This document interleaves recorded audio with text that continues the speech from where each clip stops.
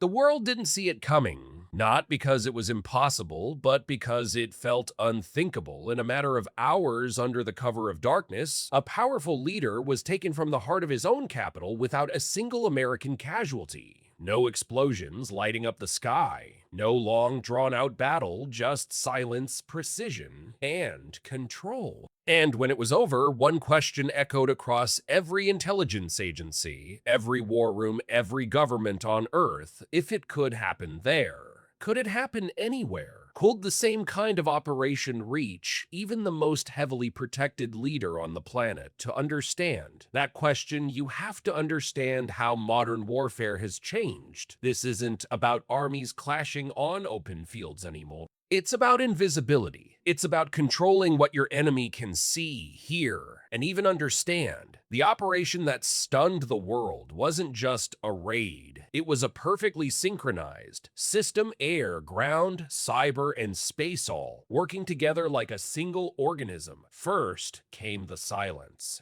Not literal silence, but something far more dangerous. Enemy radar systems began to flicker, communications dropped, command centers lost contact with their units. It wasn't chaos, not yet. It was confusion, and confusion is where control begins. Advanced electronic warfare systems tools, so classified that even their names are rarely spoken, essentially erased the defending nation's ability to see what was coming. Missile systems couldn't lock targets. Radar screens showed ghosts or nothing at all. For a brief moment in time, one of the most defended airspaces on Earth became blind. And that moment was enough. From high above, aircraft designed to be invisible slipped through the cracks. These weren't just planes. They were decades of engineering built for one purpose: to exist where they shouldn't be detected. Behind them came specialized aircraft, flying guardians of chaos, jamming signals, overwhelming sensors, turning advanced defense systems into useless metal. Then, and only then, came the humans' elite special operations forces, the kind of soldiers trained not just to fight, but to end missions before fights even begin. They moved fast.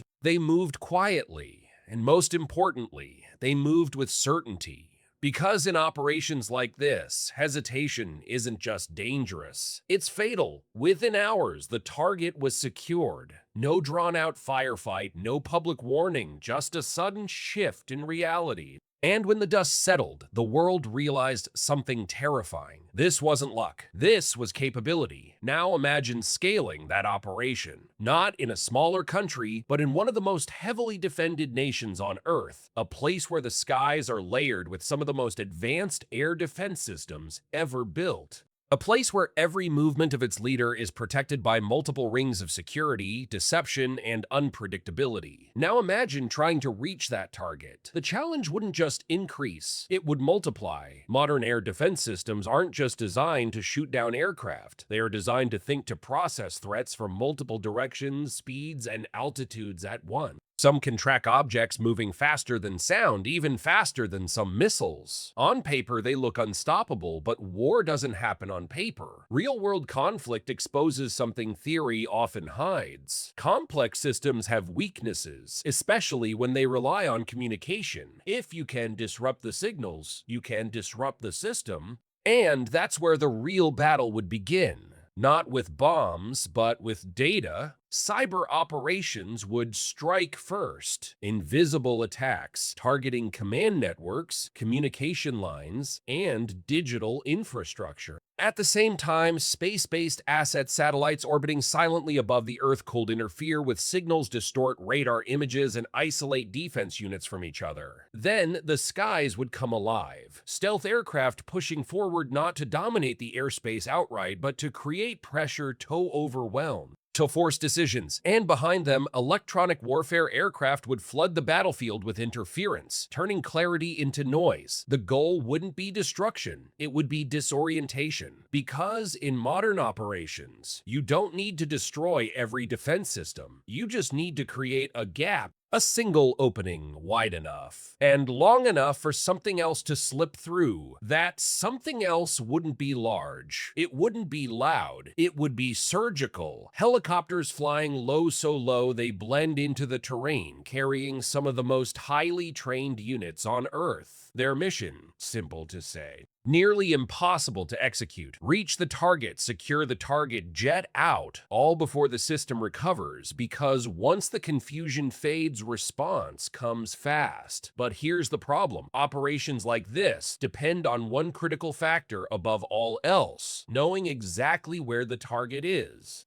And when the target is someone who lives surrounded by deception decoys, secret routes, unpredictable schedules, that becomes the hardest part of all. A direct approach storming the center of power in a heavily fortified capital might sound dramatic, but in reality, it's the least likely option. Too many defenses, too many eyes. Too many variables. Instead, real opportunities come from moments of vulnerability, travel transitions, the brief windows when even the most protected individuals must move from one secure point to another, airports, convoys, foreign visits. Places where routines can be studied and patterns can be predicted. In those moments, security stretches thin, not weak, but thinner than usual. And in operations like this, thinner is sometimes enough. Another possibility is far more complex and far more dangerous: instability from within. History has shown that the greatest threats to powerful leaders don't always come from outside forces. Sometimes they come from within their own circles: political tension, economic pressure, internal disagreements. When those forces build up, cracks begin to form, and in those cracks, opportunities appear.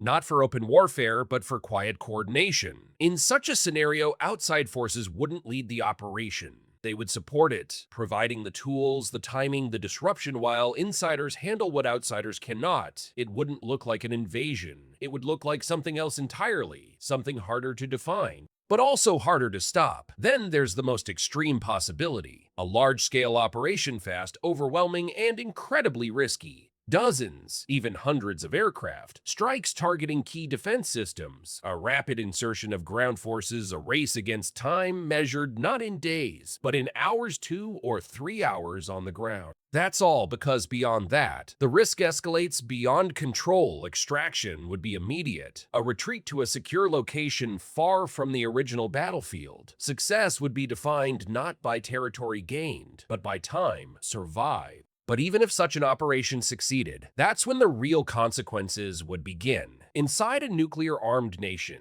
leadership isn't just political. It's strategic. It's tied to command systems, protocols, decisions that can affect the entire world in minutes. Remove the center, and you don't just create a vacuum. You create uncertainty, and in nuclear strategy, uncertainty is the most dangerous variable of all. Different factions could interpret the situation differently. Some might push for control, others might panic. And in that chaos, the risk of miscalculation rises sharply. Not because anyone wants escalation, but because confusion leads to mistakes. And mistakes at that level don't stay small. Beyond borders, the reaction would ripple across the world. Some nations would support the move, seeing it as justice or necessity. Others would see it as a dangerous precedent.